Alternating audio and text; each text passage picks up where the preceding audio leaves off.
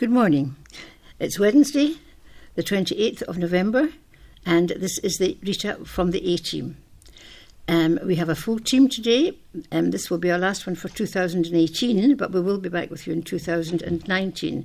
But we have Hugh, who's doing our recording. We have David, we have Margaret, we have Eileen, and we have Lindsay. So we have a full team today, and as I say, this will be our final one for the year. The first item is from the Kirkintilloch and Bishop Briggs Herald, is a call for memorial to modest World War I hero. And this is by Les Gallagher. The Bishop Briggs pupils have called for recognition to be given to a World War I hero whose great-great-granddaughter goes to their school. Marcus Miller and Christopher Cooper, S3 pupils at Turnbull High School, are leading the tribute to Springburn serviceman Robert Downey, who won the Victoria Cross for valour. His great-great-granddaughter, Sophie Casserly, is a pupil in S6 at Turnbull. Marcus said Robert Downey won this tremendous award after his courage and bravery in World War I. We think his memory should be honoured in a memorial that will hopefully raise awareness of his bravery. Marcus, Christopher and fellow pupils researched Robert's role in the Great War.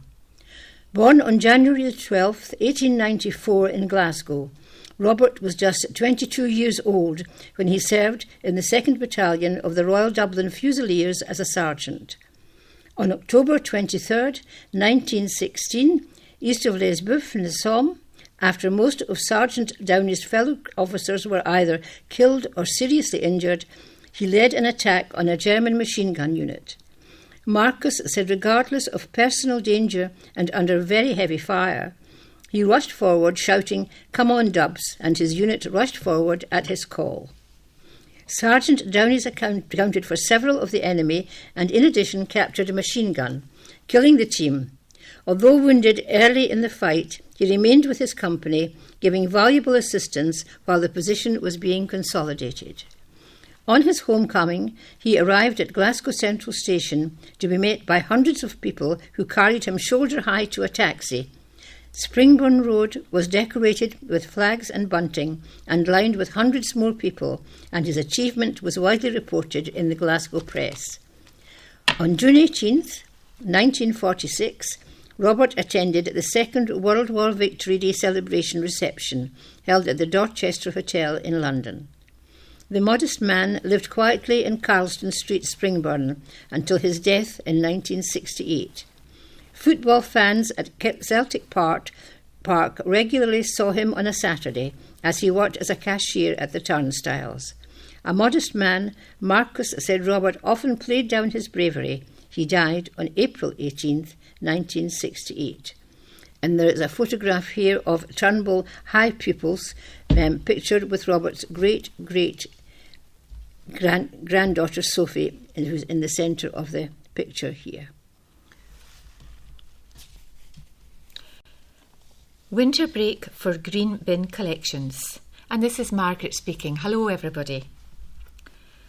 Residents are being reminded green bins will be emptied for the last time this month.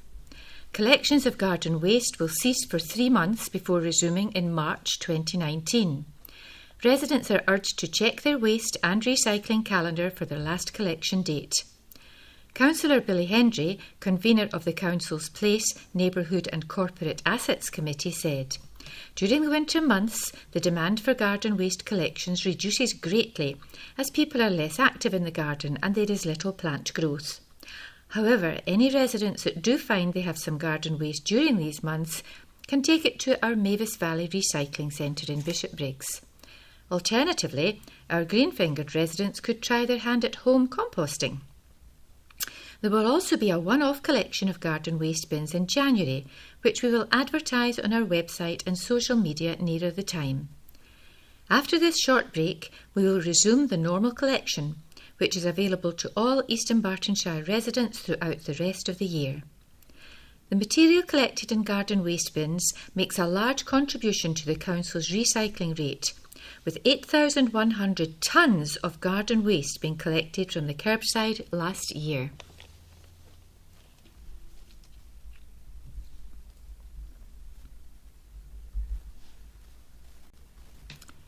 In Memoriam, Thomas Lenihan, in loving memory of a much-loved Dad and Papa who died November the 26th, 2015. We will always love and miss you with every passing day. The longing just to see you will never go away. Inserted by Anne-Marie, James, Thomas, Elaine and families. And there's an announcement from the newspaper saying to place your Christmas greetings on our family announcement page. Call us today on 0131 311 7222.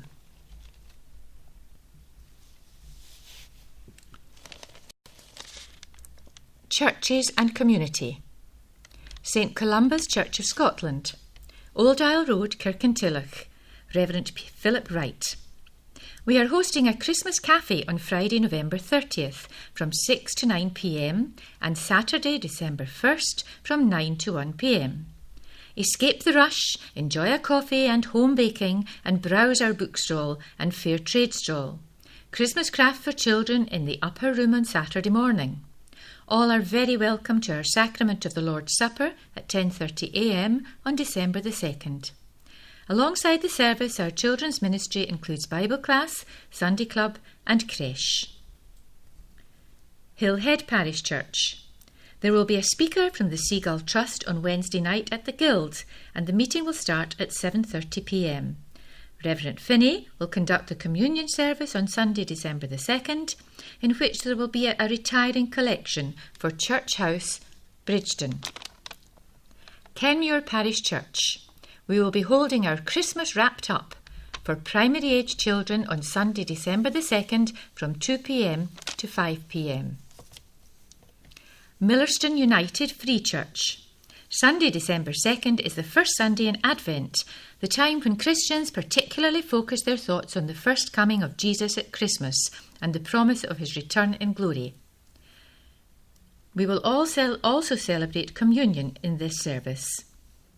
On Thursday, December the 7th, we have our Christmas service of memories at 7:30 p.m. This is a short time of meditation and reflection to acknowledge that Christmas time for some is not always a time of joy. Instead, it can be painful as it brings back memories of loved ones no longer with us. Springfield Cambridge Church. There will be a vestry hour today, Wednesday, from 10 to 11 a.m. for anyone who wishes to speak with the minister.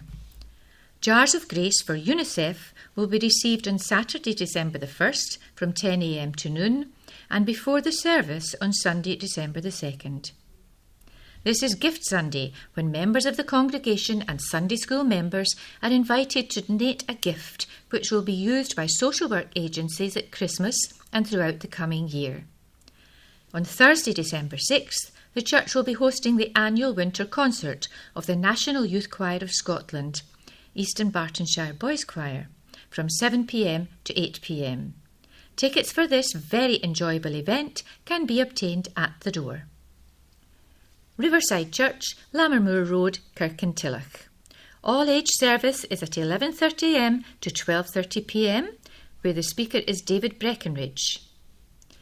Joint carol service with St Columba's Church on Sunday, December the 16th is at 7 p.m. See the church website for more details. Campsie Parish Church, Lennoxtown. The Advent calendar items will be available for collection at the church from December the 3rd, Monday to Friday, from 3 p.m. to 3:30 p.m. Coaston Well Park Church. Big Sing Concert, Funds in Aid of Alzheimer's Society Scotland, is on Thursday, December the 6th at 7:30 p.m. For further information, contact Leslie Grieve on 07813 255 052. St Cyprian's Church, Lenzie. On Sunday, December 2nd, we are looking forward to the local church's choir, Concordia, presenting Praise at Advent at 7 p.m. at St David's Memorial Park Church. then repeating the presentation at the Carmelite Monastery on Waterside Road on Monday, December the 3rd at the same time. The following Saturday, December the 8th, we have Eriska in concert at our church. Tickets and more information from 07702 224 458 or pay at the door. St Mary's Church. Today, Wednesday, the Trefoil Guild meets in St Mary's Halls for a St Andrew's night. Tomorrow, Thursday, Flower Circle meet to prepare for the coffee morning, which will be held on Saturday, December the 1st from 10 a.m. to noon. Entry £1.50, which includes tea, coffee and home baking. Tombola, flowers and decorations will be for sale. On Sunday, December 2nd, the envelopes for contributions to the charities supported by the church and labels for the gift service will be available. Tickets for the Advent lunch on Sunday, December the 9th will also be on sale. The Fair Trade stall will be open after the service and will be selling Christmas items, including sheep decorations made with wool from Bethlehem, in addition to their normal fare. Milton of Campsie Parish Church. The last meet to eat of the year is on Friday from noon to 2 p.m. On Sunday, December the 2nd, worship begins at 11 a.m. and will include our gift service.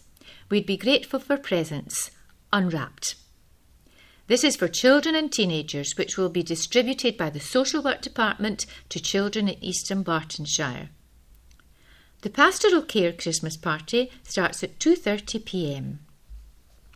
Our Christmas fair will be held on Saturday, December 8th. Santa's Grotto and stalls for toys, books, soap, hot dogs, home baking, gifts and more. Donations of home baking, toys and children's books, Christmas crafts and Christmas jumpers and any unwanted gifts would be much appreciated. Cadder Parish Church. The Guild meets tomorrow, Thursday at 7:30 p.m. in the South Hall when Lynn Dunachy talks about the Tapestry of Scotland. Film night on December the 7th will feature The Preacher's Wife. The coffee shop will close at noon on Saturday, December the 8th for the Christmas break, reopening on Tuesday, January the 8th. And now some community news from Kirkintilloch. Horticultural Society.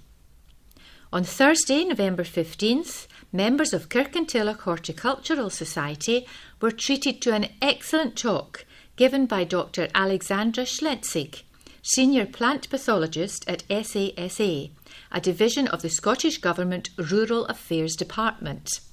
We learnt about non-native plant pests and diseases, the threats they pose and how to minimise the risks of introducing them to our gardens and the environment. At our next meeting on December 13th, Anna Hamilton and Amanda Malcolm will be speaking about citizen science and gardening to encourage wildlife. Anyone wishing to join or find out more about the Society can call Errol Burchell on 0141 776 5978. Lenzie, the lights. Lenzie Community Council has arranged for the Christmas lights to be switched on by a special guest on Saturday, December the 1st, Father Christmas. The event will be held at Lenzie Old Parish Church and our host for the evening is Paul Harper from Heart Radio.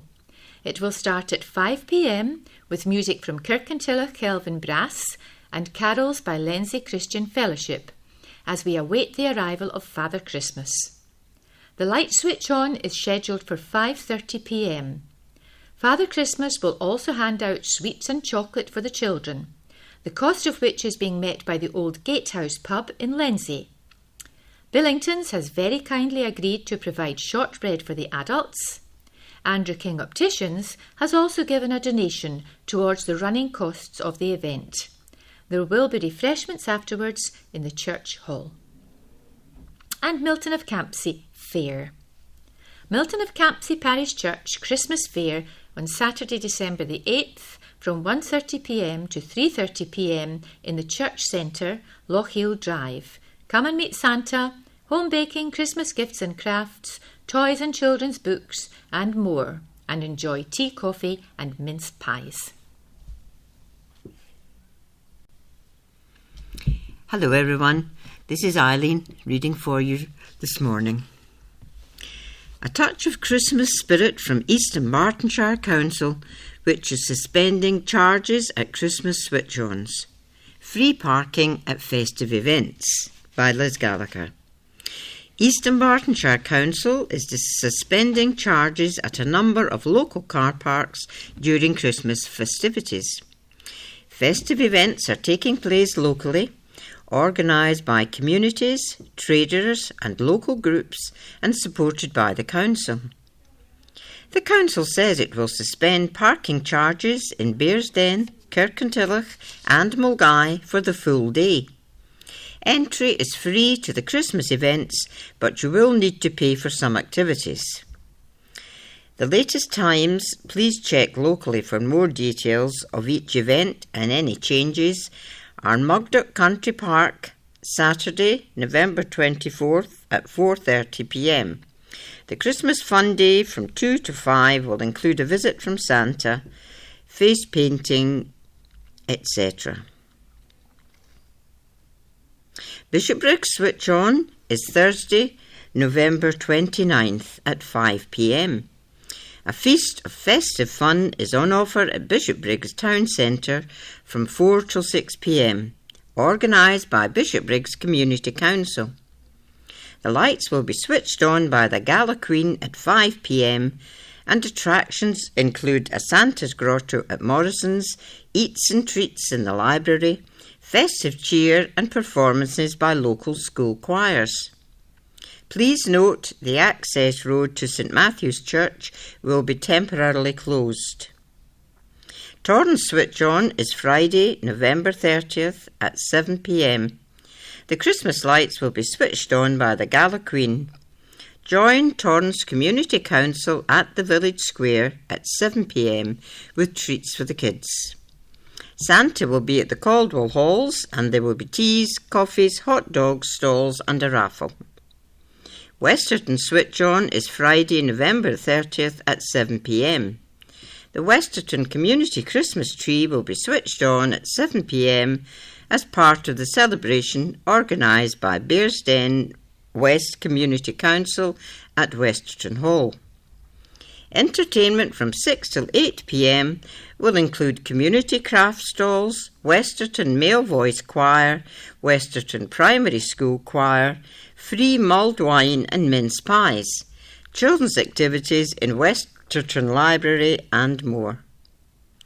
Mulgai Switch On is Saturday, December the 1st at 5pm. Mulgai BID has organised Merry Mulgai from noon in the town centre, including a chance to see Santa and his sleigh with real Cairngorm reindeers. Robin and Adele from Heart Radio's breakfast show will be hosting, with lights switched on at 5pm, and there will be performances from local talent and X Factor contestant Emily Middlemass. There will also be Christmas fun, carol singing, balloon modelling, cake decorating and lots of other entertainment. Parking charges will be suspended for the day at council-owned car parks. Bearsden Switch On is Friday, December the 7th at 6pm. Parking charges will be suspended for the day at the council-owned car park. Creative Care at Brackenbury House, Bishopbriggs, will once again be holding its famous Victorian Christmas events featuring Mr. and Mrs. Claus. Drop in any time between 10am till 5pm during the first 2 weekends in December to meet the couple in red and check out the amazing skills of Creative Care members. And we have a happy photograph of some of the people at last year's festive fun at Mulgai with the lights in the background. Your letters. Toothless. Worthless talking shop. Sir, in reply to Donald MacDonald, re my ramble about Kirkintilloch Community Council, firstly, I was a member of it and it did nothing worthwhile then. It was a talking shop. Since then, it already had meetings to which hardly anyone turned up to yet again consult on issues basically relating to the shared space, traffic lights being put back, etc. And you will find I am not alone in this. They then posted a survey at a cost of £12,000. Where did that come from? The fact is the Community Council gets money from East Dunbartonshire Council as they can only raise certain sums.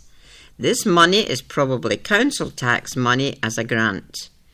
With all this, they then want yet another consultation, and at the end of it they can't do a thing. So if you want an idea, then get rid of them. They are toothless.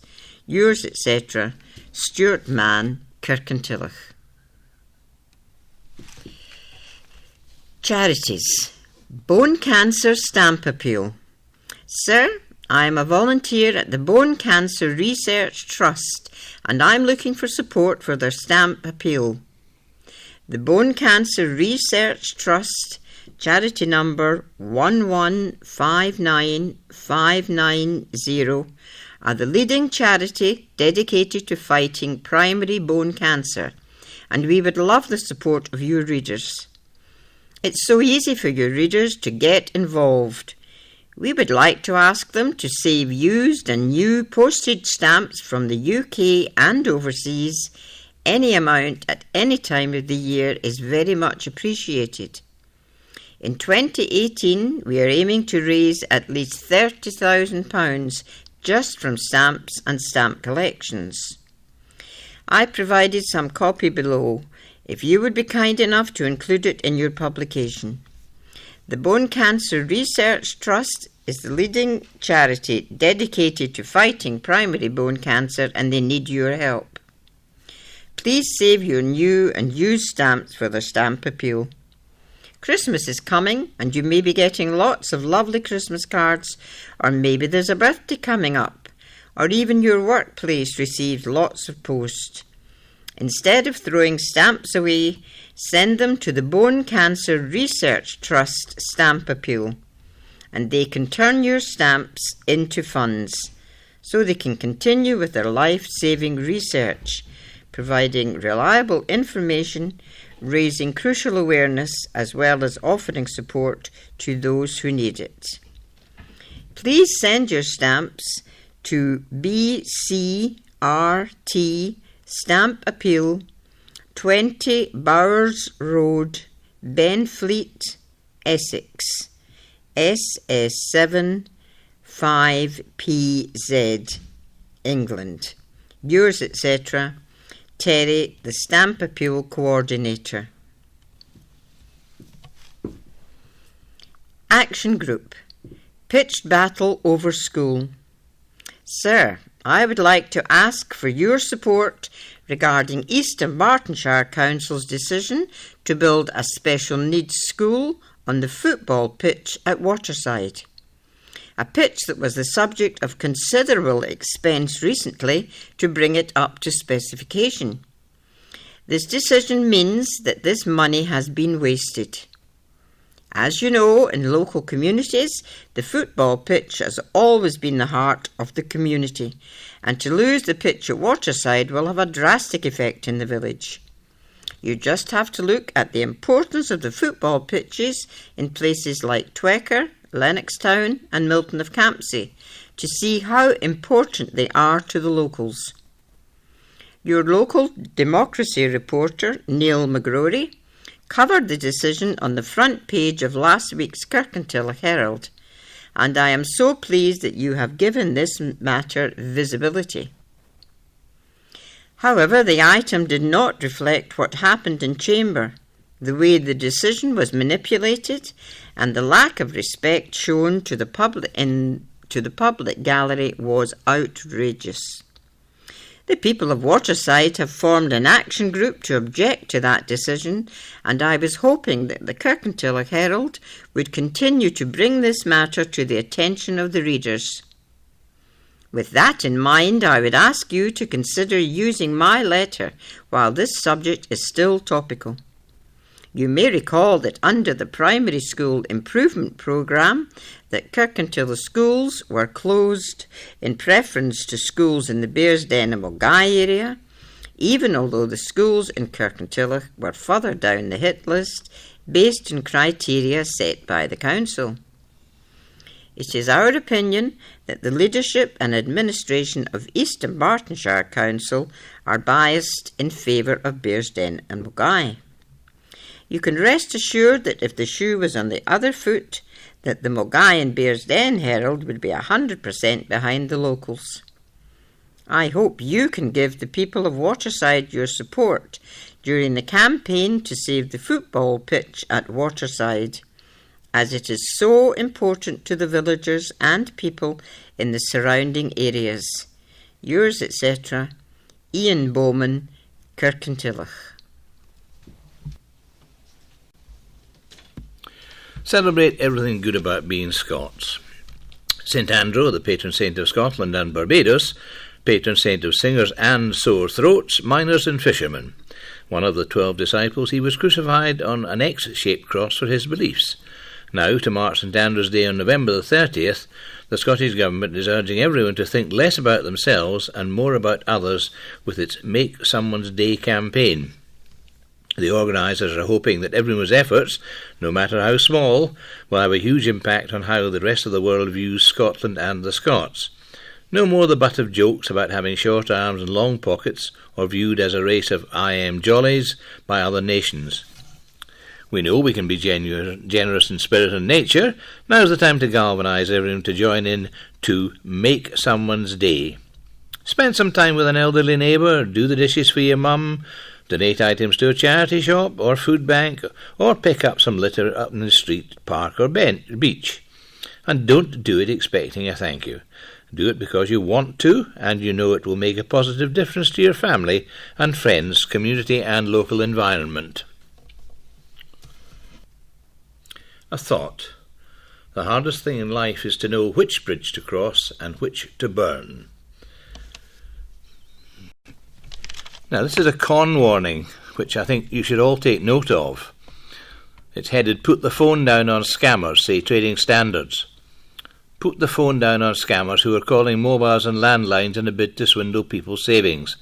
That is the message from East Dunbartonshire Council's Trading Standards Service, which is backing a new warning on vishing from Police Scotland. Vishing is the fraudulent practice of making phone calls or leaving voice messages purporting to be from reputable companies aiming to cheat individuals into revealing personal information such as bank details or credit card numbers. People are being urged to be vigilant and to alert vulnerable family members and friends who may not be aware such scams are in operation. As well as phone calls, criminals are also issuing emails with content similar to the above. Councillor Billy Henry said, "These despicable crimes are often targeted against the most vulnerable in our society, and I would urge everyone to be vigilant. If you're in any doubt as to the authenticity of the person on the other end of the phone, ask for details of the organisation they represent, then hang up and speak to trusted friends or relatives and check information on the internet regarding the organisation. You should also contact East Dunbartonshire Council's Trading Standards team. Never give out any personal details to anyone who has cold called. You can contact Trading Standards for further information and advice on 0300 123 4510.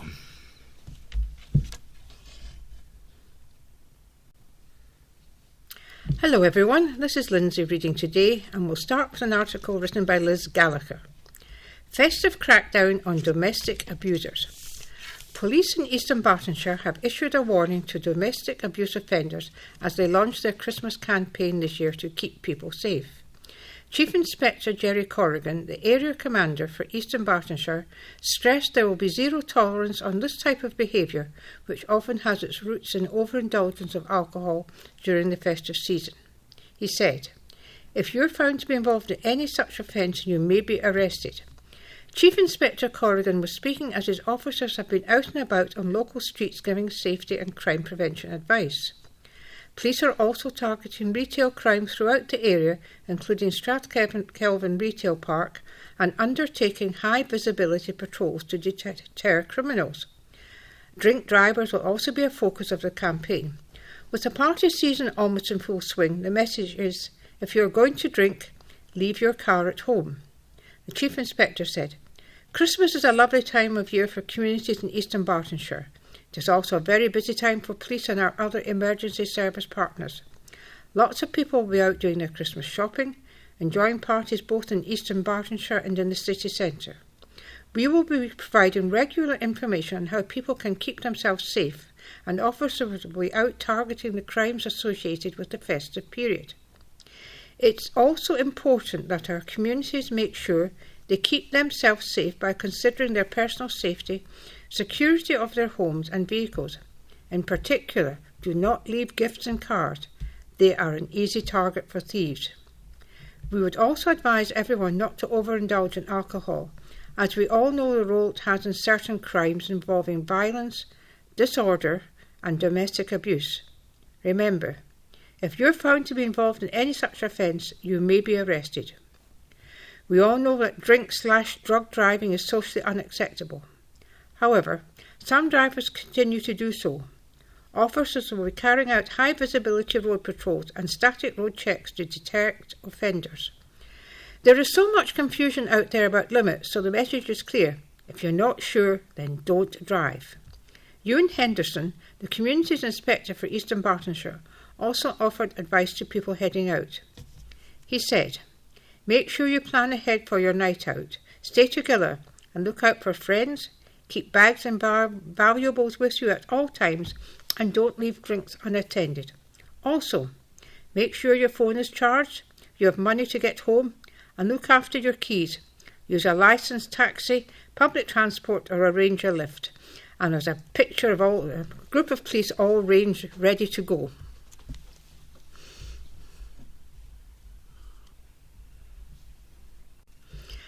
£94 homes and £488,000 upgrade. 94 housing association properties in the Hairstains area of Kirkintilloch are to undergo £488,000 worth of building improvements. Caledonian Housing Association has awarded Sidey Manufacturers the contract for work at their Hairstains properties in Kirkintilloch. The association said the work will mark the start of Caledonia's property improvement plans for the former Antonine Housing Association properties. The 4.5-month contract will see windows replaced in 53 properties, windows and doors replaced in a further 31 properties, and the doors replaced in 10 properties. Work was expected to begin on Monday the 26th of November and is hoped to be completed by early April 2019. Andrew Kilpatrick, Caledonian Housing Association's Asset Director, said, we are delighted to have Sidey commence the work on the contract to upgrade the windows and doors of our properties in the Hairstains area of Kirkintilloch. Investing in homes was part of our partnership pledge to the former Antonine Housing Association tenants, and it is fantastic to be commencing work on these renovations just 9 weeks after the transfer was approved. Simon Dunn, Sidey's commercial sales manager, commented, Sidey are delighted to once again be working with the Caledonian Housing Association on the upgrade to their property portfolio in Kirkintilloch and surrounding areas. This window and door replacement programme has been procured through the fully compliant Scottish Procurement Alliance framework, where Sidey have recently been awarded first position on the framework for the most economically advantageous tender. Now we have another article by Liz Gallagher. Ministers to look at special school. Eastern Bartonshire Council's decision on a new building additional support needs school at Waterside, Kirkintilloch has now been referred to the Scottish Government. Scottish ministers have 8 weeks to decide whether to call in that decision for review.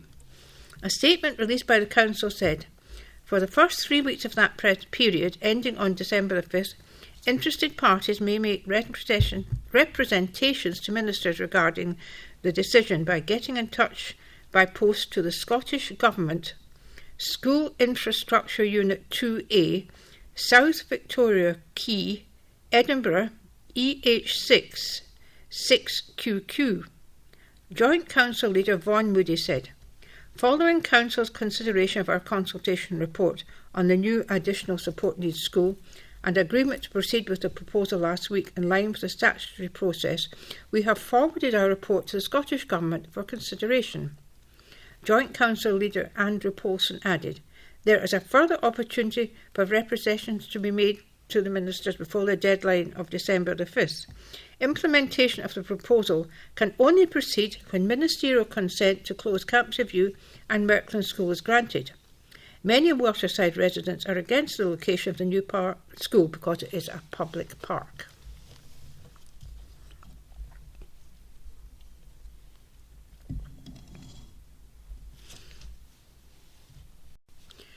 You can help make hate crime laws fit for the 21st century. The Scottish Government is calling on the public to help modernise hate crime legislation. The One Scotland Hate Has No Home Here consultation follows on from Lord Bracadale's review of existing hate crime legislation, which included recommendations that additional statutory aggravation should be created for age and gender. The consultation calls for views on a number of issues, including how best to tackle gender-based prejudice and misogyny, with the issue of sectarianism also being considered. Cabinet Secretary for Justice Hamza Yousaf said, "Hate crime and prejudice are completely unacceptable, and we are absolutely committed to tackling them. Following Lord Bracadale's review, we now want to hear the nation's view on what our hate crime law should look like.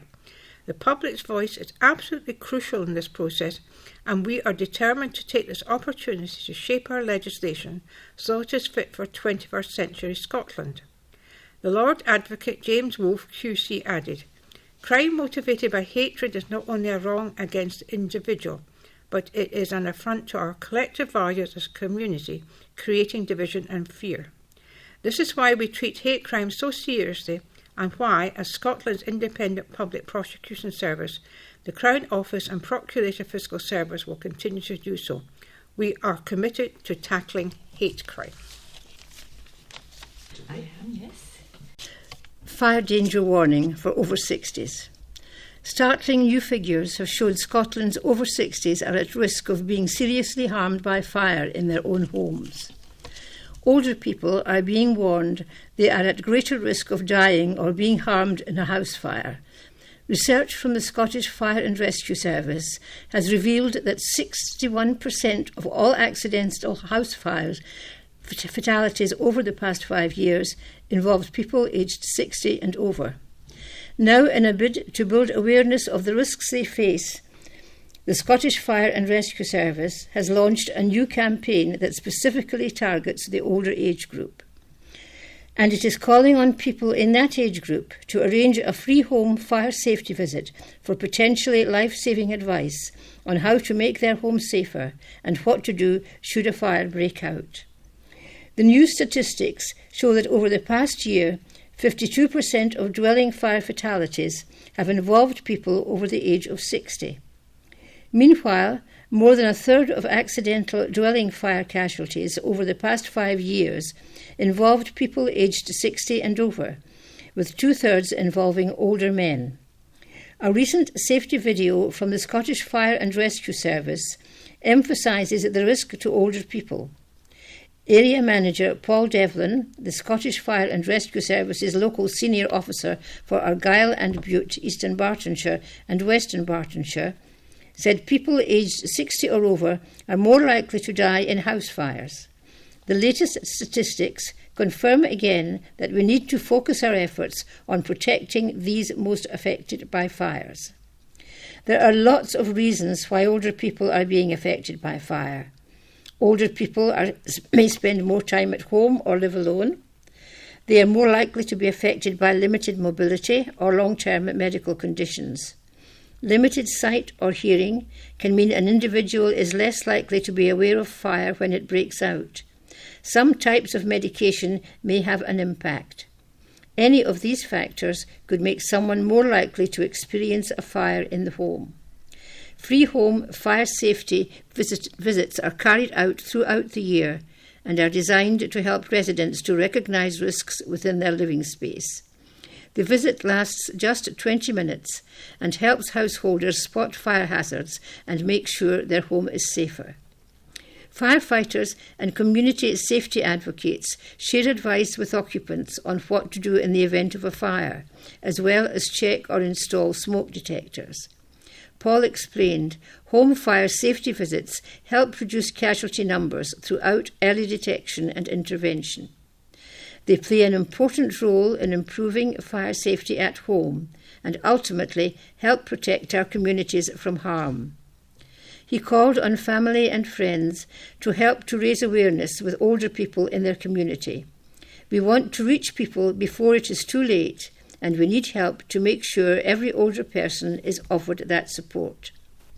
To request a free home, free safety visit for you or someone you know, call 0800 0731 I'll start that number once more. To request a free home fire safety visit for you or someone you know, call 0800 0731 999 or text FIRE to 80800. With this article, there is also a photograph of Paul Devlin, who's a Scottish Fire and Rescue Service local senior officer for this area, and a photograph of fire representatives at a home with some elderly people and showing them things to do and how to make the homes safer.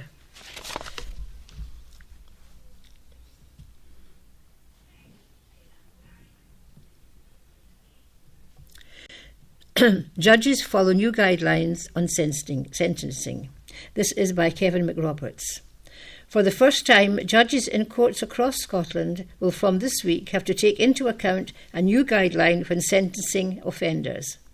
The Principles and Purposes of Sentencing Guideline was approved by the High Court of Justiciary on October the 30th and applies to all offenders who are sentenced on or after November 26, 2018. When sentencing an offender, a judge must have regard to any relevant sentencing guidelines in relation to the case. If judges decide not to follow the guidelines, they must state their reasons for not doing so. The principles and purposes of sentencing have never before been expressly defined. The guideline states that the core principle of sentencing is fairness and proportionality. This requires a number of supporting principles, such as taking into consideration all relevant factors in a case, including the impact on victims and others, and stating the reasons for sentencing decisions as clearly and openly as circumstances permit. It also sets out some of the purposes which sentencing may seek to achieve, such as rehabilitation, protection of the public, and punishment. Lady Dorian, Lord Justice Clerk and Chair of the Scottish Sentencing Council, said, "We believe this guideline, which sets out the fundamental principles and purposes of sentencing in Scotland for the first time, will have significant benefits to both the courts and the public. In particular, we expect that transparency in sentencing will increase, with more clarity around how particular decisions are reached and the various factors which are taken into account. This guideline will also form a strong foundation for our future work in developing further sentencing guidelines, including those which will apply to particular offences. This is the first of several guidelines which are currently being developed by the Scottish Sentencing Council, marking a new approach to supporting sentencing consistency and decision-making. Work is underway to develop guidelines relating to the sentencing process, sentencing young people, causing death by driving, and environmental and wildlife offences. The Council also intends developing guidelines on sexual offences and sentence discounting. And there is a photograph of a gavel and a set of scales to show the justice. And the courts in Scotland will have to follow these new guidelines when sentencing offenders in future. 17 Blue Badge Fraudsters Caught, an article by Liz Gallagher. 17 drivers have been caught and penalised for misusing disabled badges or bays during a week-long blitz on blue badge fraud by East Dunbartonshire Council. Last week, 47 blue badges were inspected by the Council's Community Safety Team, resulting in 4 being confiscated for fraudulent use and a further 13 drivers being issued with a £60 penalty charge notice for misuse of a disabled bay. The blitz will continue over coming weeks, so a warning has been issued to drivers that anyone caught misusing a blue badge will have it confiscated. This type of fraud can carry a hefty fine and could leave you with a criminal record. Councillor Billy Hendry, convener of the Place, Neighbourhood and Corporate Assets Committee, said, "There are more disabled bays in East Dunbartonshire now than ever before, making it easier for people with a mobility issue to access shops, town centres and vital services. However, there are unscrupulous drivers who, to the detriment of legitimate badge holders, do misuse the blue badge. Where discovered, fraud of this nature is always harshly dealt with, but in the run-up to the busy festive season, we will be redoubling our efforts across East Dunbartonshire and will take a zero-tolerance approach. It is a criminal offence to misuse a blue badge, and doing so could result in the card being cancelled, a £1,000 fine and a criminal record. The Community Safety Team will seize blue badges and report the driver if they see misuse of badges, e.g. when the person to whom the badge has been issued is not present, use of expired badges and use of fraudulent badges. Local people are being encouraged to help the Council with its campaign. If you know an able-bodied person who parks in a disabled bay or space using a badge that is not theirs, the Council wants to hear from you. If a badge has expired and has fallen into the wrong hands, or if it is a fraudulent copy, you can report it. Please call on 0300 123 4510 with any information. Blue badge holders are reminded that they can park free in all council car parks, even where charges are in place. Parking is free regardless of whether you are in a disabled bay or not, as long as your blue badge is prominently displayed and you are parked correctly. Charges are in place for a number of town centre car parks, Monday to Saturday from 9 a.m. to 5:30 p.m. 40 primary 6 and 7 pupils from 2 Kirkintilloch schools were guests of honour at East Dunbartonshire Council HQ. The pupils have been learning about local government and democracy in class and were invited to visit the Council's debating chamber to see firsthand where important local decisions are made. On November 2nd, Gartconnor Primary took over the chambers as guests of Deputy Provost Hughes, and on November 9th, it was the turn of Oxgang Primary. The Deputy Provost spoke to them about how the Council works, his role within it, and how services impact their lives and those of their families. The trip ended with a fun quiz hosted by the Deputy Provost to see how much the young people had learned.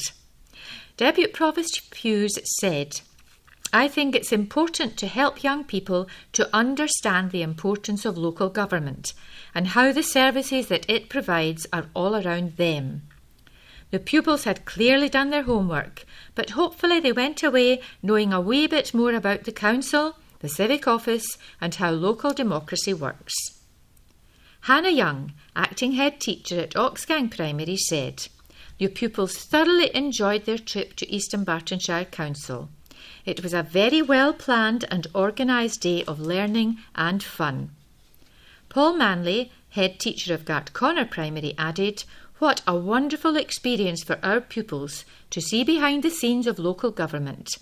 Our thanks to Deputy Provost Hughes and everyone at the Council for providing this excellent opportunity." And there are 2 pictures of the Deputy Provost with both schools, and the pupils are all smiling and looking very interested and engaged. Putting physical education at the heart of East Dunbartonshire schools reaps rewards for the community. Pupils prove they are great sports. A feature by Liz Gallagher. Schools across East Dunbartonshire have been awarded a prestigious national award from Sport Scotland, the national agency for sport, for this academic year. The Sport Scotland School Sport Award is given for innovation and achievement in delivering school sport, with 13 schools in East Dunbartonshire passing with flying colours. Lairdsland Primary and Oxgang Primary won gold this year, joining Bearsden Primary, Douglas Academy, Killamont Primary, Lenzie Academy and Wester Cledens Primary as the area's gold-rated schools. St Ninians High, Westerton Primary, Balmouldy Primary, Hairstains Primary, Millersnewt Primary and Turnbull High all earned silver. Chief Executive of Sport Scotland, Stuart Harris, said, "Congratulations to staff and pupils across East Dunbartonshire who are putting sport and physical education right at the heart of their school and local community. They should be proud of this fantastic achievement." East Dunbartonshire Councillor Jim Goodall, convener of the Education Committee, added, "Well done to all our schools in the gold and silver categories. It takes commitment from school staff, hard work from pupils and support from parents to achieve and retain Sport Scotland awards." And we have 3 photographs of a little girl and 2 boys practising their ball skills, wearing their bright yellow t-shirts.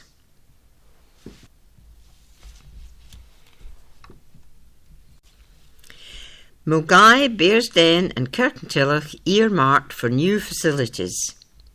£4.5 million to be spent on 3 new nurseries, by Neil McGrory. East Dunbartonshire Council has voted to continue with its plans to build 3 new nursery schools, despite some members expressing concern over the sites. The early years facilities are to be established at a development site on South Bank Road, Kirkintilloch, at the former Brookwood Library in Bearsden and the former St Joseph's Primary in Mulgai. The new nurseries, representing an investment of more than £4.5 million, will create spaces for 272 children, 88 in Bearsden, 88 in Mulgai and 96 in Kirkintilloch. They will help the council deliver on its commitment to provide 1,140 hours of free early learning and child care for eligible children aged between 2 and 4. At a meeting of the full council recently, councillors agreed to proceed with the project. Joint Leader, Councillor Andrew Polson, Conservative, Bearsden South, said, "There is a great deal of work to be done to ensure that come 2020 the Council is in a position to offer families the best possible choice of early learning and childcare services. The 3 new facilities will go some way towards meeting demand, and it is great to see we have been able to identify sites that formerly housed council services for that purpose. Future generations will benefit from these community resources as their parents and grandparents have done." Joint Leader, Councillor Vaughan Moody, Lib Dem, Bearsden South, added, "This decision enables officers to take an important step forward to meeting our responsibilities to offer quality, affordable and flexible choices to local people. The new centres are part of a bigger picture of early years delivery across the area, with existing facilities also extending hours and partner providers on board. We will continue to listen to people who use our early learning and childcare services to ensure that what we provide works well for them. At the meeting, Councillor Gillian Rennick, SNP, Lenzie and Kirkintilloch South, expressed concern about the Kirkintilloch site.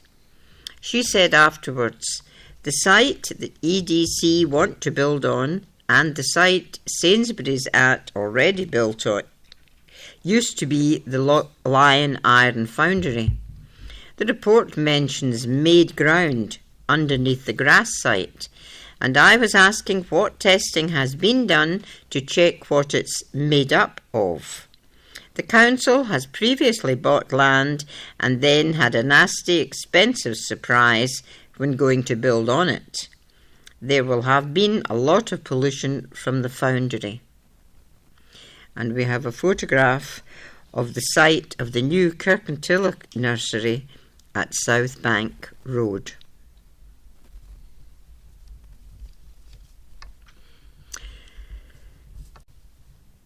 Politics. Joe Swinson in library cuts row with SNP. Eastern Bartonshire MP Joe Swinson has blamed the Scottish Government for the threat to local libraries, but she has been accused of hypocrisy by Bearsden SNP MSP Rona Mackay.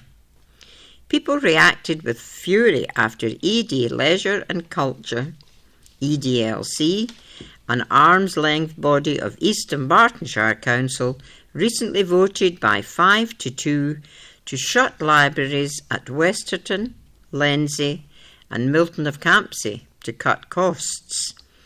Lib Dem councillor Susan Murray was the only councillor of 5 on the board of EDLC to support the closures.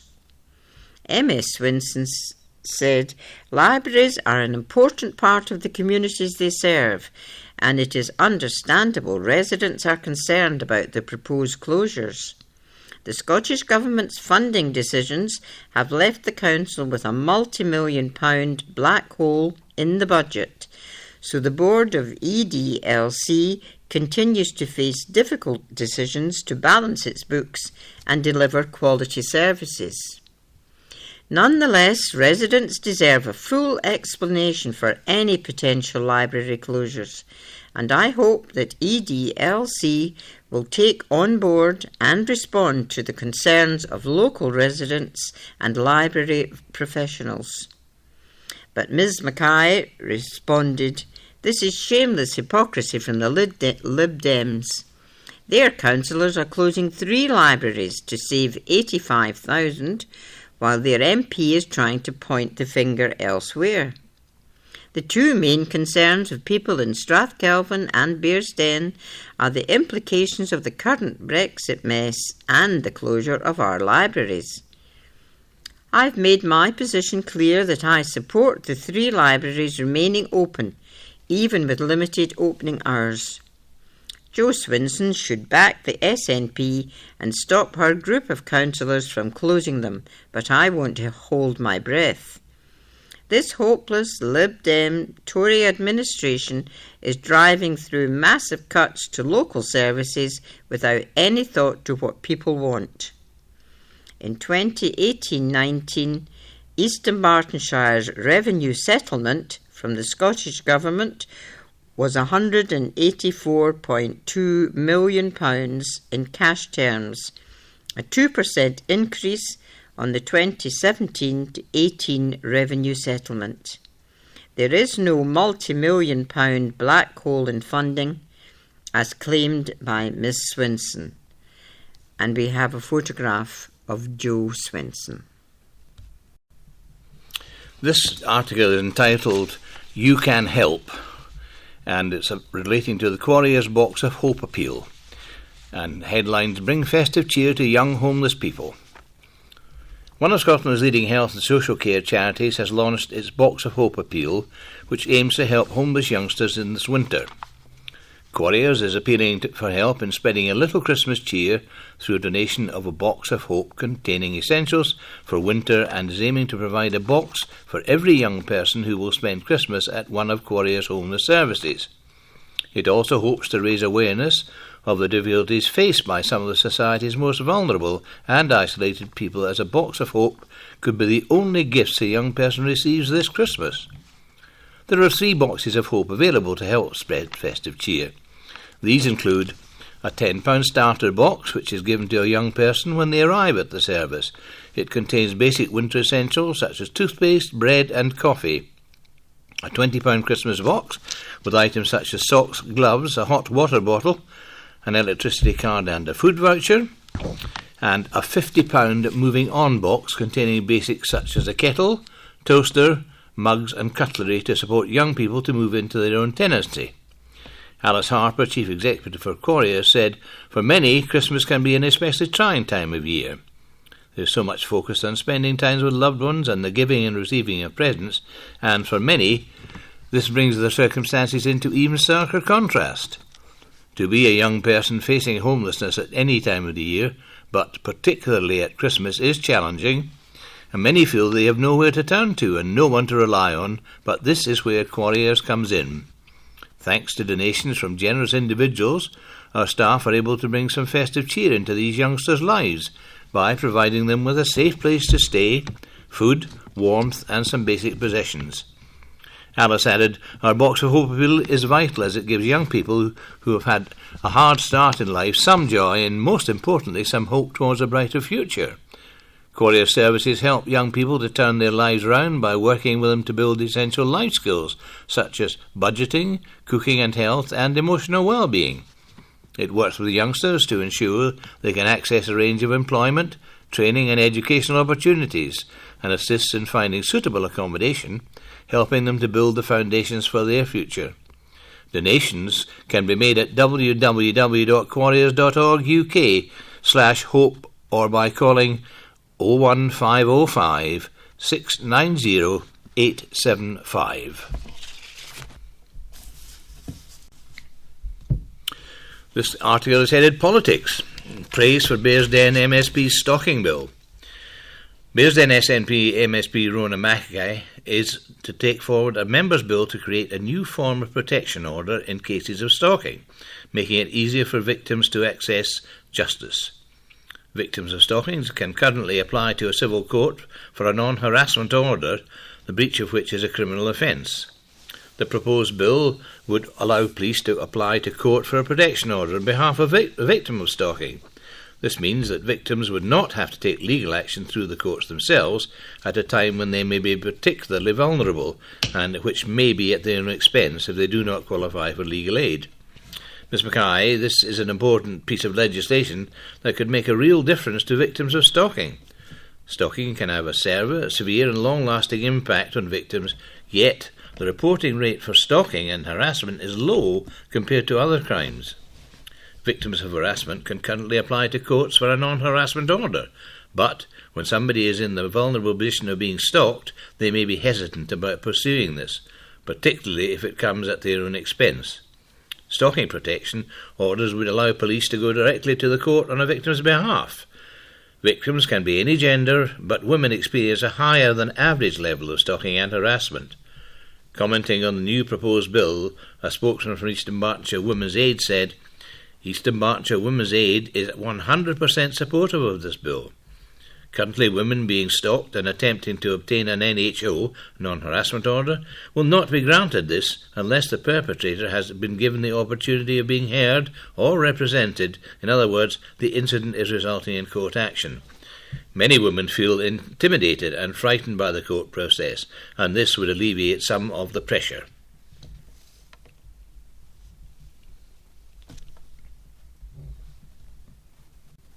Economy. Property prices are on the up. House prices in Eastern Bartonshire have risen by 7.5% over the past year. It is now the third most expensive area in Scotland to purchase a house. The Euromove House Price Index for Scotland has found that overall the average Scottish house price is £184,030, up more than £7,000 since the start of the year.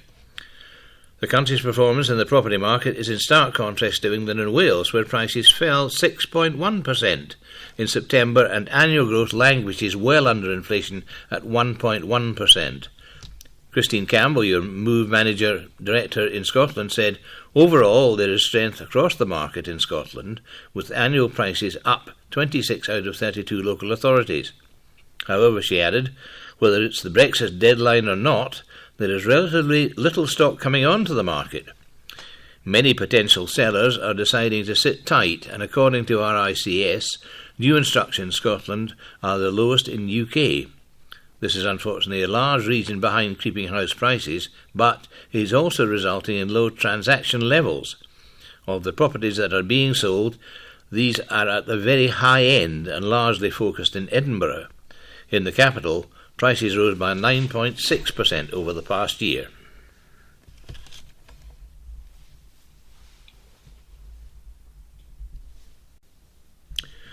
Advice. Help at hand for deaf people to navigate the benefit system. Kirkcaldy East MP Stuart MacDonald is urging deaf people in his constituency who have queries about benefits to use the Social Security Advocacy Service provided by Action on Hearing Loss Scotland. The service can provide people who are deaf or have hearing loss, including British Sign Language (BSL) users, with information, advice and, where possible, formal representation to challenge benefits decisions. Stuart MacDonald MP said, information about the welfare and social security can often be difficult to understand, and navigating the systems to ensure you get the support you are entitled to can put many people off applying.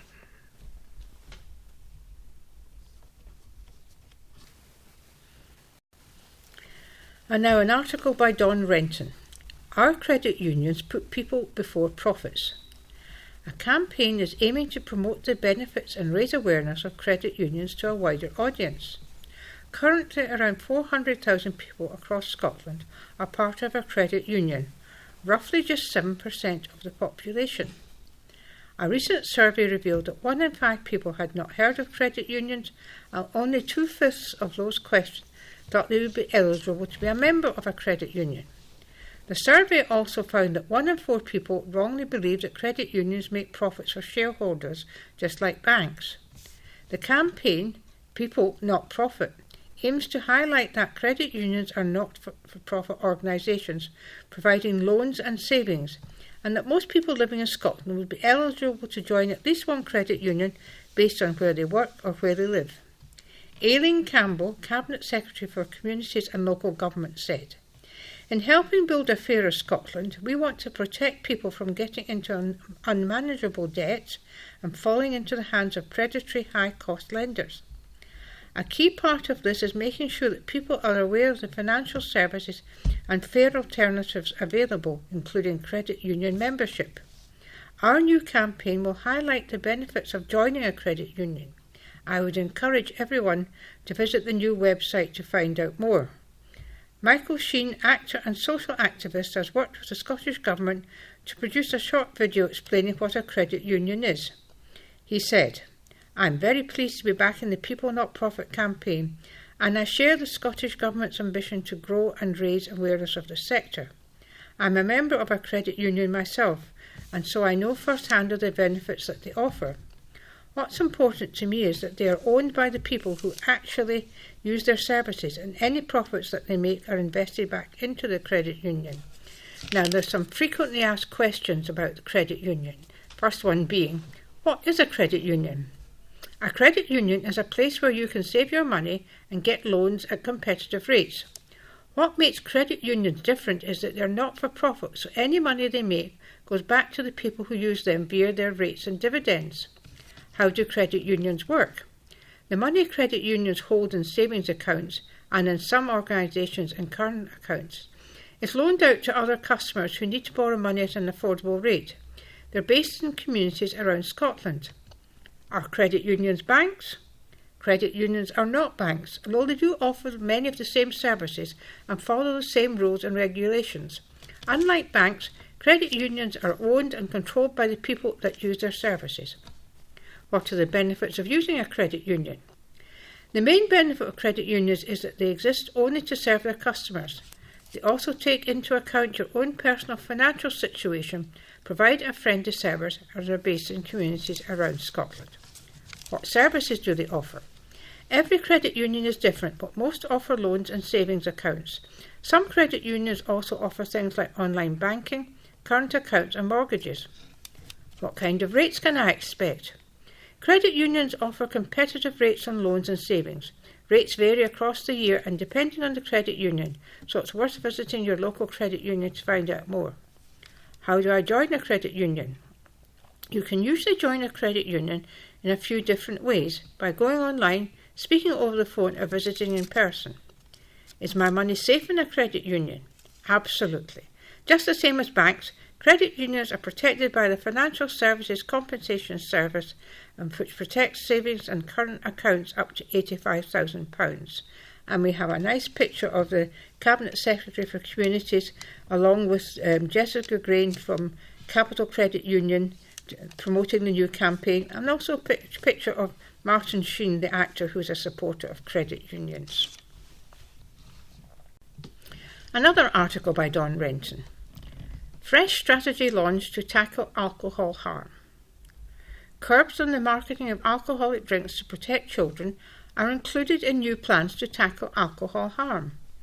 The Scottish Government's Alcohol Framework 2018, Preventing Harm, includes proposals to consult on alcohol marketing such as public spaces and online. Under the framework, the UK Government will be pressed to impose a 9 p.m. watershed for alcohol advertising on TV, and restrictions on advertising in cinemas are also proposed. Alcohol producers will be urged to put health information on labels, and the current minimum unit price of 50p will be reviewed after May 1, 2020. Alcohol misuse costs Scotland £3.6 billion every year, £900 for every adult, and on average, almost 700 Scots are hospitalised every week because of their drinking. Public Health Minister Joe Fitzpatrick said, "Our new alcohol framework sets out our next steps on tackling alcohol-related harm. We need to keep challenging our relationship with alcohol to save lives. Behind each statistic is a person, a family, a community struggling with the impact of alcohol harms. These new measures build on the progress of our 2009 framework, which has made an impact by tackling higher risk drinking, but we want to go further. Scotland's action is bold and it is brave, and as demonstrated by our world-leading minimum unit pricing policy, we are leading the way in introducing innovative solutions to public health challenges." Welcoming the news, Dr. Lewis Morrison, Chair of the BMA Scotland, said, "The publication of this updated framework shows that the Scottish Government recognises the scale of the problems caused by Scotland's relationship with alcohol, and it means it must continue to take bold action. The evidence has long been clear that the most effective ways of reducing alcohol consumption are through measures that impact on alcohol's price, availability and marketing. When Scotland introduced minimum unit pricing earlier this year, it was a move to lead the world by addressing the price of alcohol's role in driving consumption. This updated framework gives us an opportunity to do more to tackle the pervasive marketing and availability of alcohol in Scotland. Removing alcohol advertising from public spaces in particular will be a strong step towards ensuring children in Scotland experience alcohol-free childhoods and should be fully embraced. Research into mobile libraries. Scottish Library and Information Council has commissioned research to examine the value and impact of mobile library services. The Library Advisory Body is aiming to build a robust evidence base to demonstrate the benefits that mobile libraries bring to communities and the roles they play in people's lives, and to identify the impact of reducing or withdrawing services. This is Rita reading again, and it's Picture of the Week, and it is a beautiful picture of the Blackness Castle and the Queensferry crossing at South Queensferry. And it has been taken on a very, very nice day, cloudless blue sky, and Blackness Castle in the background looking over, and lots of little craft tooling about, and hardly a ripple on the sea. I don't know, it doesn't say when this was taken, possibly in the very good weather when we had in the summer in May and June, but a very lovely picture. 500 people blocked to view All Generation Art Show. Young and old take part in successful community exhibition. And this is by Liz Gallagher. An exhibition of all generations artwork held in Kirkintilloch Town Hall recently was a huge success. Almost 500 visitors attended the event, which took place over 2 days. David Coles, Secretary of Kirkintilloch and District Community Projects Support Group, who organised the event, said the visitors were impressed by the high standard of artwork from the 4 primary and 2 secondary schools, and from the older generation's artwork from the various charity groups. Tesco provided each primary 4 and primary 5 pupil who took part with an A4 portfolio bag, and each of the 6 schools received art materials. The big lottery fund enabled the event to take place. David added, "Our group are deeply grateful to all the volunteers and to the staff at the Town Hall." Eastern Bartonshire Councillor Susan Murray congratulated the community support group, describing the exhibition as fantastic. David added, "This has been a considerable effort by many to bring about a showcase event. This was a project which started in February, and we have found it a full-time job." And there is a photograph of part of the art exhibition in the room, and quite a big crowd of people all viewing them. So it was obviously a very successful venture.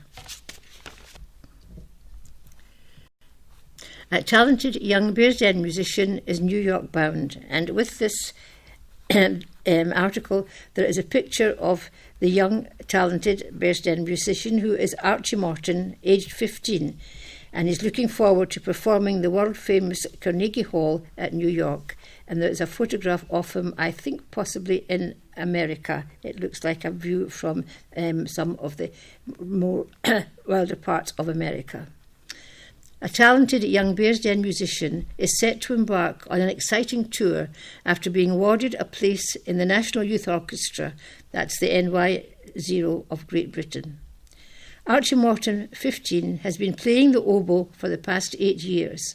He will join 163 other teenagers from all over the UK as the 70-year-old orchestra plans its first tour of the USA early next year. The tour will culminate in a performance at New York's prestigious Carnegie Concert Hall. Archie was selected to take part after 76 days of auditions held in 11 cities across the country. In all, 710 musicians took part in auditions. He said, "I'm really excited to be part of the National Youth Orchestra of Great Britain. I'm very keen to work with a variety of musicians from across the UK at the highest possible level and tackle some of the biggest orchestral works." The orchestra's plans for its first ever USA tour were announced earlier this year, alongside a major fundraising campaign chaired by David Warburton, MP. Plans for the tour also include a performance at Chicago's Ravinia Festival, cultural exchange with fellow teenagers from the NYO of USA, and side-by-side projects. The programme will include Tchaikovsky's Violin Concerto, performed by Nicola Bendetti, and Profikiov's Romeo and Juliet, conducted by Andres Orcoza Estrada. The performance also tours in the UK to Stoke-on-Trent Festival, July 25th, and Saffron Hall, July 26th. Dame Liz Forgan, DBE, chair of the NYO, said this is a great opportunity to put the UK's famous National Youth Orchestra of Great Britain to a world stage and to forge links with other teenage musicians throughout the NYO's internationally admired model for teenage engagement and peer mentoring. Founded in 1948 by Dame Ruth Railton, the orchestra exists to give a breakthrough experience of orchestral music to teenage musicians and audiences of all backgrounds. Many of the UK's leading musicians are NYO alumni, including Sir Simon Rattle, Sir Mark Elder, Judith Weir, Thomas Adis and Alison Balsam. Drawing is 164 musicians from every background and every part of the UK, NYO comes together 3 times a year to rehearse in residence and work alongside leading international conductors, tutors and soloists. Through NYO Inspire and NYO Open, NYO supports the needs of the education sector and targets committed young musicians who lack opportunity to advance their playing. And this article was by Liz Gallagher. Show your support. Wear tartan for a day. It is St Andrew's Day on Friday, and our readers are being invited to dig out their tartan to help Cancer Support Scotland. And this is a feature by Julie Curry. You would be a poor Scot if you didn't have at least one piece of tartan in your wardrobe. And the team at Cancer Support Scotland are hoping readers will dig out their trews, kilts or scarves to show their support on November the 30th. For the charity, which helps provide emotional support for more than 2,000 Scots every year, is hosting a special St Andrew's Day fundraiser this Friday to help raise awareness and funds. People who take part are invited to share their efforts at Wear Tartan for a Day. Most importantly, though, it's a day for everyone affected by cancer, a time to reach out to people with a cancer diagnosis, as well as their family and carers. Some 30,000 people in Scotland are told they have cancer every year, and trends predict that this number is likely to rise to almost 35,000 by 2020. So Cancer Support Scotland's first Awareness Day is perfectly timed. Madeleine Alexander, Interim Chief Executive, said, "With earlier diagnosis and people living longer with cancer, our services are in demand more than ever now, with many people returning to a new normal after cancer treatment. I'm delighted more people are discovering our services and using them. It demonstrates to people to recognise the need to talk. Cancer Support Scotland's Wear Tartan for a Day is an important way to raise awareness of the emotional support we provide. We're asking people to show support for someone dealing with cancer by wearing tartan on St Andrew's Day, November the 30th. One small gesture of kindness can make all the difference to someone affected by cancer. So please make time to talk and ask how someone is and what you can do to help. The charity is also hoping businesses and community groups will show their support too, staging fundraising events to help. Madeleine said, "We'd love people to hold a dress-down day with tartan as the theme, or a bake sale with a touch of tartan, and donate funds for Cancer Support Scotland. We do not receive any NHS or government funding. We rely entirely on public donations for our services, so every penny counts." Cancer Support Scotland is holding an open day at its headquarters at the Calman Centre on the Gartnavel campus in Glasgow on November the 30th from 10 a.m. to 4 p.m. Visitors will enjoy complimentary therapy taster sessions, and counsellors will also be on hand to talk. And it's not just cancer patients who are invited. Family and friends are welcome to pop in too. Madeleine said, "Providing support for family members and carers is essential in the work that we do. According to research from Manchester University, carers of terminally ill patients are up to 7 times more likely to have mental health problems. We are here not only for those living with or who have survived cancer, but for their families and carers too." Via the Calman Centre and outreach centres across central Scotland, the charity supports people, families and carers affected by cancer by offering a broad range of free complementary therapies, counselling, podiatry and stress management workshops. People from all over the country use the services, from as far afield as the Borders to the Highlands and Islands. All too often, people who have survived cancer struggle after treatment, and it is at this point they reach out for help from Cancer Support Scotland. Madeleine explained, "Every single person is different, which is why we provide a one-to-one service. Improvements in cancer treatment mean people often work through their diagnosis or go back to work quickly after they recover. They start to look better and people think they're doing great. But often that's when they are starting to struggle emotionally. It's the new normal after treatment they struggle with. They may look the same on the outside, but don't feel the same on the inside. They've gone into survival mode during their treatment, but are frightened that their cancer is going to come back and are worried about every ache and pain. It helps if they have support through that and have people who understand what's happening to them. That's why it's important to ask how someone is. Our Awareness Day gives people the chance to do that. Doug Speak, colorectal surgeon at the Western General Hospital in Edinburgh, is also backing the Awareness Day. He said, "It is not possible to overstate how important emotional support is for patients when a diagnosis of cancer is made. Often the most important aspect of a patient's care, and for their families and carers, is the support they receive. Getting that right is crucial. To support Cancer Support Scotland, text CALM in capitals 13, followed by the amount of your donation to 70070. This charity has helped patients take care since its formation in 1980. It was founded in 1980 by Sir Kenneth Kalman, a consultant working with cancer patients. Having noticed the need for support for patients after treatment, he started a support group, originally called Tack Tent, an old Scots phrase for take care. Its aim was to provide emotional support and holistic therapies for patients going through or recovering from the disease. The charity changed its name 7 years ago, but Tack Tent remains at the heart of its work.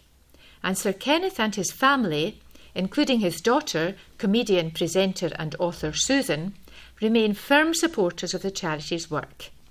Indeed, Susan will be wearing tartan this Friday to show her support for the Awareness Day. She said, "I'm an ambassador for Cancer Support Scotland, a great charity that does fantastic work. I'll be wearing tartan on November 30 to show my support for the Awareness Day. The charity needs to raise £550,000 every year to provide its services, all of which are funded by public donations. This includes providing emotional support to cancer patients and their families over the phone on its free phone helpline 0800 652 4531. Donations to the charity can be made on that number or on the website www.cancersupportscotland.org. If you would like to volunteer, you can also phone and donate on this number 0141 337 8199. The charity has 17 members of staff, supported by an incredible team of 184 volunteers who offer support and advice to people all over Scotland via the Kalman Centre, a number of outreach centres and the free phone helpline. There are several photographs connected to this article, and I'll just describe them for you. There's a lovely one of the daffodils in the garden of the centre. There's a picture of the beautiful lounge, which looks very tranquil, with beautiful windows and lovely settees and cushions and tables. There's also a picture of a therapy room, which looks very comfortable and very attractive. There are a group of people talking in the lounge, and a picture of a fundraiser with his bucket standing beside a banner which is giving information about the organisation. And there's also a picture of celebrity supporter Susan Kalman wearing her beautiful tartan dress.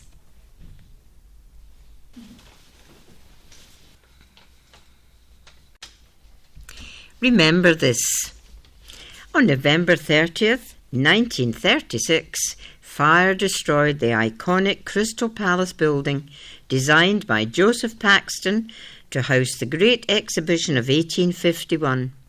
Crystal Palace was originally built in Hyde Park, but was relocated to Penge Common after the end of the exhibition.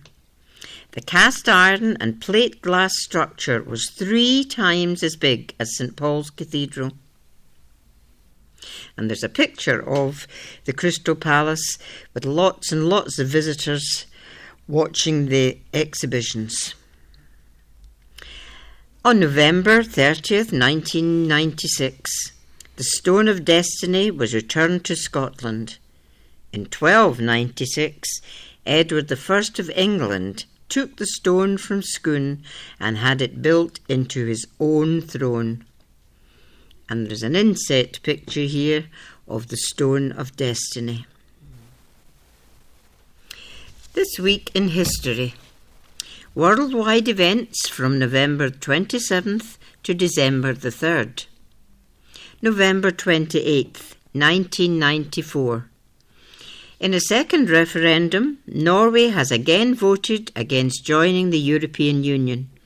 In a record turnout of 88.6%, the final result was 52.2% no to 47.8% yes. The main reason for the decision was fear of loss of sovereignty. November 29th, 1947. The United Nations passed a resolution calling for the British Mandate territory of Palestine to be partitioned into 2 states, one Jewish and one Arab, allowing for the formation of the Jewish state of Israel. The motion was carried despite strong Arab opposition. November 30th, 1934. The Flying Scotsman became the first steam locomotive to record a speed of 100 miles per hour. The driver was Williams Bill Sparshott, who began his career as a locomotive cleaner in 1890. December the 1st, 1942. The British government published a report entitled Social Insurance and Allied Services, written by Sir William Beveridge. There's a picture of him here, which became the blueprint for the modern welfare state. All workers would have to pay a weekly national insurance contribution, and in return the sick, widowed, retired, unemployed would receive benefit payments. December 2nd, 1995. Nick Leeson, a former futures trader with Barings Bank, was jailed for over 6 years for reckless trading, which contributed to the collapse of Britain's oldest merchant bank. December the 3rd, 1984. An accident at the Union Carbide pesticide plant in Bhopal, India, released at least 30 tons of methyl isocyanate into the atmosphere. More than 500,000 people were exposed to the highly toxic gas, resulting in 3,787 deaths. December the 4th, 1976.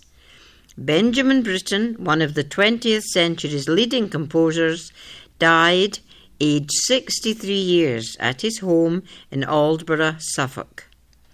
Among his most famous works are the operas Peter Grimes and Billy Budd and The Young Person's Guide to the Orchestra.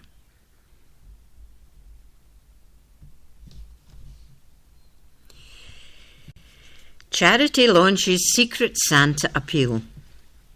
Aberlour Children's Charity has launched a Christmas appeal asking members of the public to be a secret Santa for Scotland's vulnerable children and young people, and to help keep families together this Christmas.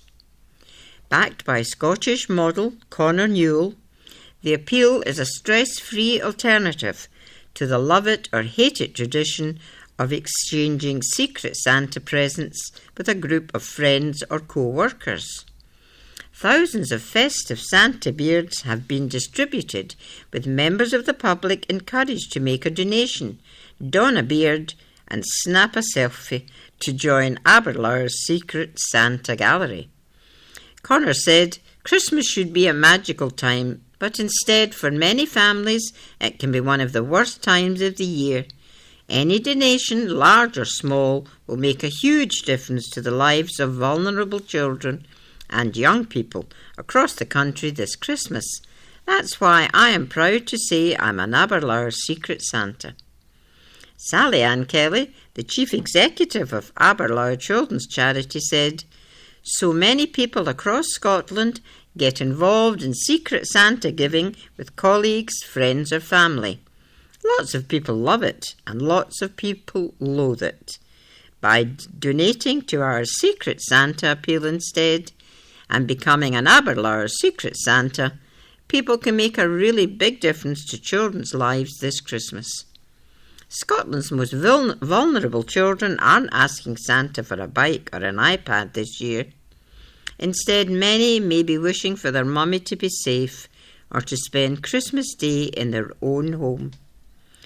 You can help make this a reality by becoming an Aberlour Secret Santa this Christmas." And we have a picture of the model Connor Newell with some of the children wearing the Santa masks.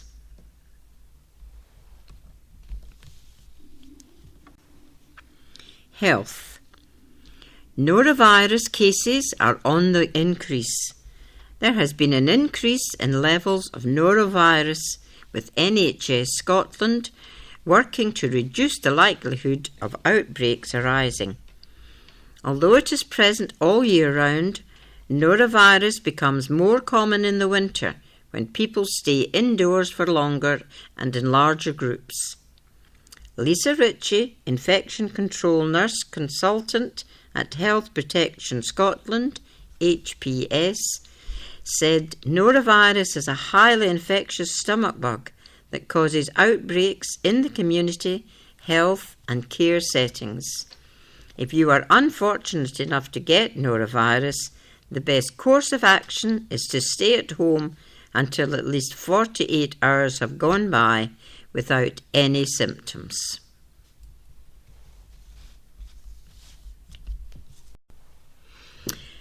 Statistics. Contactless payment crime driving rise in fraud cases. Frauds relating to credit or debit cards and taxes are on the rise, according to new figures published by Police Scotland. The number of fraud offences increased by almost a quarter, 24.8% year on year, with 5,007 crimes recorded between April the 1st and September the 31st, 2018. Analysis has shown that crimes such as card and taxi frauds are behind the increase. ATM frauds are decreasing, but scams involving contactless payments are rising as the technology becomes more widely used. A number of high-value frauds, such as vishing, bogus crime and romance fraud, have also been reported, and people committing these kinds of crimes often target the elderly and vulnerable. Deputy Chief Constable Fiona Taylor said, "We are seeing an increase in fraud in most local policing divisions across Scotland. Fraudsters will use any opportunity to profit from their victims, and we are determined to disrupt those who seek to exploit our communities in this way. We are working with high street banks and trading standards teams to prevent customers falling victim to fraud, allowing staff to alert the police to any unusual withdrawals. The introduction of this banking protocol has resulted in more than £1.8 million in fraudulent transactions being prevented since Police Scotland joined the scheme in March 2018. DCC Taylor continued, "Through partnership initiatives such as these, we can protect people and businesses and stop fraudsters in their tracks. Whether it's searching for missing people or dealing with individuals who are in distress, our officers and staff are working tirelessly to keep the people of Scotland safe. This is a council notice from East Bartonshire Council, and it's regarding proposed flat-top speed tables on New Dyke Road in Kirkintilloch. East Bartonshire Council, in terms of Section 37(2) of the Roads Scotland Act 1984, hereby gave notice of its intention to install 2 flat-top speed tables on the junction of New Dyke Road and New Dyke Avenue, and the junction of New Dyke Road and Ivanhoe Drive, Kirkintilloch. The flat-top speed tables will be constructed flush with the existing road curbs and ramped on all approaches. The construction of the speed table at the junction of New Dyke Road and New Dyke Avenue will, however, conflict with an existing nearby speed cushion on New Dyke Avenue, and consequently this cushion will require to be removed. The removal of this speed cushion will have no impact on the existing reduced vehicle speeds on New Dyke Avenue. For details of this proposal, together with a plan, they're available for inspection during normal office hours Monday to Friday, inclusive at the offices of Roads and Transportation, Broomhill Industrial Estate, Legal Services, 12 Strathkelvin Place, Kirkintilloch, and telephone inquiries on 0300 123 4510, and also at the following library during normal opening hours: the William Patrick Library, 2/4 West High Street, Kirkintilloch. Any person wishing to object to the proposal should send details of the grounds for objection in writing to Legal Services, East Bartonshire Council Headquarters, South Bank Marina, 12 Strathkelvin Place, Kirkintilloch, by 4th of January 2019, and it is signed by Karen Donnelly, the Chief Solicitor and Monitoring Officer, East Bartonshire Council Headquarters. Forthcoming council meeting. Notice is given of the undernoted council meeting. Format: meeting, date and time and location. It's in the Education Committee, and it's on the 6th of December 2018 at 5:30 p.m. in Tom Johnson Chamber, 12 Strathkelvin Place, Kirkintilloch. This is a charity date to put in your diary. It's quite some way away, but it's regarding the next May, the Big Lunch, which is an idea for the Eden Project made possible by the National Lottery, which will bring together a team of walkers to visit and shine a light on thriving community projects across the United Kingdom. The search is now on for 8 community-minded people to take part. The walk teams will step out on 4 courses starting on Friday, May the 17th, visiting people and communities on the countdown to the big launch, culminating on June the 1st and 2nd. Peter Stewart, Executive Director of the Big Launch, said that we're looking for friendly folk who love to bring people together as much as we do. So if you are passionate about community and fancy joining us for a stroll next May, it's time to apply now. If you would like to take part, visit www.edenprojectcommunities.com/communitywalk or email communications@theedenproject.com. This is an article about powerlifting, and the headline is Amanda powers her way to top of the world, and it's written by Ian McLean, our sports reporter. A former Bishopbriggs Academy pupil has become world powerlifting champion in what was only her 3rd ever competition. Amanda Monaghan won the junior 47.5 kilo title at the WDFPF, that's the World Drug-Free Powerlifting Federation, the championships held in Glasgow's Craigholme School. Not only did the 23-year-old lift the global crown, she also smashed 4 world records on the way by setting new marks for the 3 various lifts, disciplines squat, bench press and deadlift, plus a new overall total. Incredibly, Amanda only took up the sport 15 months ago. She explained it was through the gym that I work in, Pro Life Fitness Centre in Paisley. I was training there, and a few people were saying I was holding a considerable amount of strength from my height and weight. They said I should look into doing powerlifting, so I just gave the competition a try. Prior to the Worlds, Amanda had only ever taken part in 2 competitions before, the Scottish Championships and the British, and she won both of them. She said, "I did well at the British and at the Worlds, and I just wanted to beat the previous world records. I managed to do the squat and deadlift at the British, but missed out on the bench press. That's where I was determined to get to the Worlds and ended up getting all three of them." It's been a rapid rise for Amanda, who works at a pro lift, but doing her personal training at the Paisley Barbell Club, and she's now looking forward to even greater challenges by stepping up to the senior ranks. She said, "Because I am 23, this is my last year as a junior, so I'll be going into the seniors and the records there will be higher. But first of all, I've got the Scottish Championships on Sunday, December the 2nd, at the Elysium Gin in Edinburgh, and that's my last competition as a junior." Sport report. West Premiership. Gallagher grabs last gasp clincher as Rabs win at last. Cumnock 2, Rob Roy 3. Rob Roy finally managed to turn a draw into a win thanks to Lee Gallagher's last gasp winner at Cumnock on Saturday, reports Neil Anderson. After having to settle for a point in each of the previous 4 league games, Stuart Maxwell's side secured a welcome win after a dramatic finish. Following a minute's silence for former Rob Roy office bearer Donald Graham, who died last weekend, the visitors started well. Jordan Curry McLean was sent through twice thanks to assists from Connor Hughes and Martin McBride, but couldn't take advantage as the ball bobbled in front of him. Hughes then fired wide from 18 yards before Scott Anson headed past the post as Cumnock started to make their mark. The home side's pressure paid off in the 17th minute when Paul Burns broke down the right and his cross was touched in at the near post by Anson. The Roy responded and Gallagher's layoff to Joe Slattery saw his powerful shot blocked for a corner which was scrambled clear. On the half-hour mark, Slattery set up Gallagher, whose shot was cleared for another corner.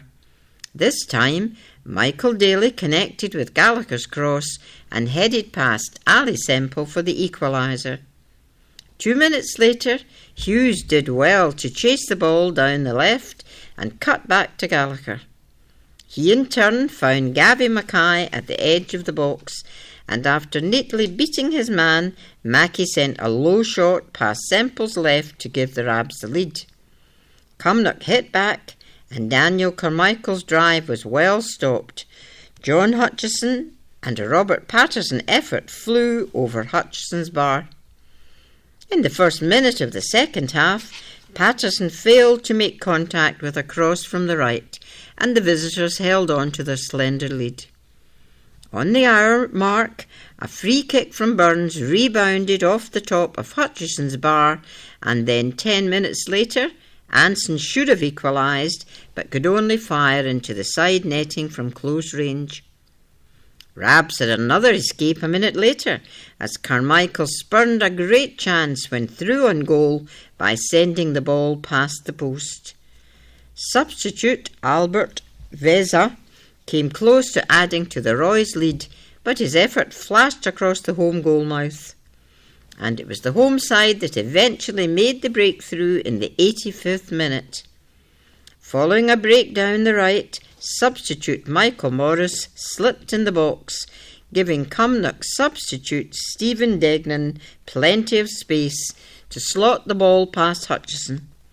It looked as if Rabs would be undone again by another late goal, but the cheers from the home support had hardly died down when the Rabs grabbed the winner.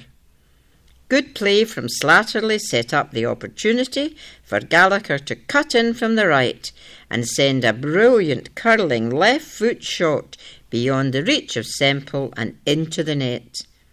There was a last-minute scare for the Roy when Cumnock claimed for a penalty after the ball appeared to hit the raised arm of Cameron Clark, but referee Birch ignored the appeals. And there's a picture of Rob Roy trying to score the goal.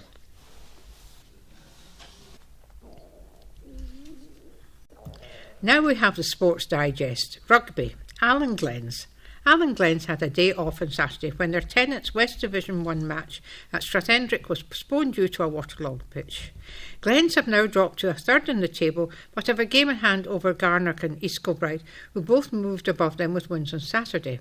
This Saturday, East Kilbride visit the Bear Yards to play Glens, kick-off at 2 p.m. Lindsay Rugby Football Club.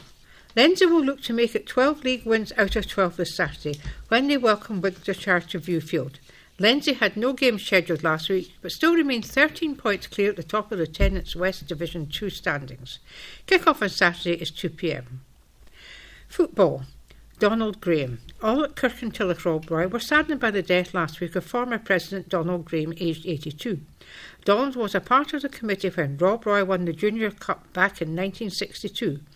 A statement on the club website said, "Donald will be missed by all at Rob Roy and our condolences go out to his family and friends." His funeral took place at Daldowie Crematorium on Saturday. Rob Roy. Kirkintilloch Rob Roy have no game this week. Rabs had been due to play Auchinleck Talbot, but the Ayrshire side now have a Scottish Junior Cup tie with Blantyre Victorious to play, a match put back a week because of Talbot's involvement in the Senior Scottish Cup last weekend. Campsie Minerva. Campsie Minerva had no game last Saturday. They had been due to play Steens Thistle in a Premier Division match at High Park, but the game was called off. And finally, Hairstains. Amateur side Hairstains moved into the fourth round of the West of Scotland Cup on Saturday with a 5-2 win to Nikos. Another football item. Century of Vale games for Forbes. Ross Vale star Kirk Forbes chalked up a ton of appearances for the Bishopbriggs club in Saturday's Scottish Junior Cup tie at Lanark. Manager Gordon Moffat made a special presentation to him before the kick-off to mark the occasion, but his 100th game didn't bring the win hoped for, as Vale had to settle for a 1-1 draw and a Hunters Hill replay against their League 2 opponents. Boss Moffat admitted, "It was a disappointing day overall, but we're still in the cup. We were top for 30 minutes in the second, but missed some good chances." Saturday's replay kicks off at 1:30 p.m. And now we have some audio-described theatre performances. Most of them are pantomimes. First one is Mammy Goose at the Tron Theatre on Thursday, December the 6th at 7:30 p.m. and on Saturday, December the 8th at 2:30 p.m. Mammy Goose always thought she was going to be somebody, though life hasn't quite worked out like that. Next one is A Christmas Carol at the Citizens Theatre on Wednesday, December the 12th at 10:30 a.m. and Saturday, December the 15th at 2 p.m. Ebenezer Scrooge is a notoriously bitter old man who is determined not to let Christmas interfere with his miserly routine. Next we have Peter Pan at the Royal Conservatoire of Scotland on Thursday, December the 13th at 7 p.m. Peter Pan, or the Boy Who Wouldn't Grow Up, has thrilled, delighted and intrigued audiences for more than 100 years. Then something that is certainly not a pantomime, The Bodyguard at the Theatre Royal Glasgow, Saturday, December the 15th at 2:30 p.m. and a touch tour at 1:30 p.m. Based on the smash hit film, former Secret Service agent turned bodyguard Frank Farm is hired to protect superstar Rachel Moran from an unknown stalker. Each expects to be in charge. What they don't expect is to fall in love. And finally, we have Aladdin at the King's Theatre Glasgow on Thursday, January 3rd at 2 p.m. It's traditional King's Panto family fun with Elaine C. Smith and Johnny Mack. So a nice selection for you there. And that's the last reading from the A-Team for this year. Our next reading from the A-Team will be on Wednesday the 16th of January. And in the meantime, from everyone on the team, I would like to wish you a very Merry Christmas and a good year when it comes. And take care. Goodbye.